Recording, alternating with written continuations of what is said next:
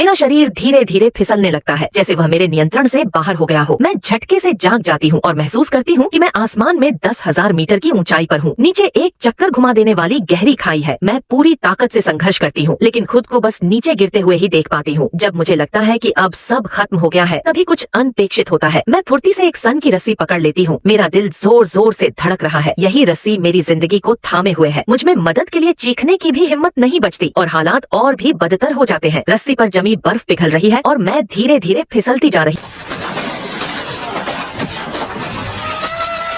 वापस पहुंचने की कोशिश करती हूँ। कई कोशिशों के बाद आखिरकार मैं टोकरी के करीब पहुंच जाती हूँ। मैं पूरी ताकत से खुद को धक्का देती हूँ। जैसे ही मेरा शरीर उछलता है, मैं मौके का फायदा उठाकर दूसरी रस्सी पकड़ लेती हूँ। कोने में बेहोश पड़े आदमी को घूर कर देखती हूँ। अपनी बची खुची सारी ताकत लगाकर मैं खुद को टोकरी में खींच लेती हूँ। रेंगते हुए उसके पास जाती हूँ और बार बार उसका नाम पुकारती हूँ। हाँ, हम बच गए, हम नीचे जा रहे हैं। मैं जितना भी चिल्लाती हूँ, वह जरा भी नहीं हिलता। मैं हाथ बढ़ाती हूँ, यकीन नहीं होता और महसूस करती हूँ कि उसकी धड़कन नहीं चल रही है। जब मैं पूरी तरह टूट चुकी होती हूँ, तभी वह चमत्कार की तरह होश में आ जाता है। वह मेरे खून से सने छिले हुए हाथों को देखता है और देखता है कि हॉट एयर बैलून फिर से सामान्य हो गया है। वह तुरंत उठता है और मैं ऊपर चढ़कर वाल्व बंद कर देती हूँ। हम जिंदा बच जाने की खुशी में जोर जोर से चिल्लाते हैं, लेकिन तभी हमें कुछ और गड़बड़ नजर आती है। हवा में बर्फ के कण पूरी तरह स्थिर हो जाते हैं, फिर वे ऊपर की ओर तैरने लगते हैं। मैं तुरंत समझ जाती हूँ कि बैलून तेजी से नीचे गिर रहा है। गिरावट धीमी करने के लिए हम पागलों की तरह सामान फेंकने लगते हैं, रेत की बोरियां, बचाव रस्सियां, यहाँ तक कि अपनी जैकेटें भी। लेकिन हम और भी तेजी से गिरते जा रहे हैं। जमीन पास आती जा रही है। वह मुझसे लोहे की रिंग पर चढ़ने को कहता है। वह एक चाकू पकड़ता है और मेरे पास आता है। हमें सबसे भारी टोकरी काटकर अलग करनी होती है। जैसे जैसे हर रस्सी कटती है, बैलून आखिरकार धीमा पड़ने लगता है, लेकिन मेरा अनुभव बताता है कि यह रफ्तार अभी भी जानलेवा है। मैं लोहे की रिंग के किनारे मजबूती से खड़ी हो जाती हूँ, उसके लिए अपनी जान जोखिम में डालने को तैयार। वह टूट जाता है और मुझे रुकने के लिए चिल्लाता है। अचानक वह बैलून की ओर देखता है और चिल्लाता है, मैं अकेला वापस नहीं जाऊंगा, या तो हम दोनों या फिर कोई भी नहीं। मेरे कुछ समझ पाने से पहले ही वह बैलून को थामे रस्सी काट देता है। बैलून तुरंत पैराशूट में बदल जाता है और धीरे धीरे नीचे उतरने लगता है। हम मौत को बाल बाल चकमा देते हैं, लेकिन जश्न मनाने से पहले ही हमें एक नई मुसीबत दिखती है। हम सीधे जंगल की ओर गिर रहे हैं।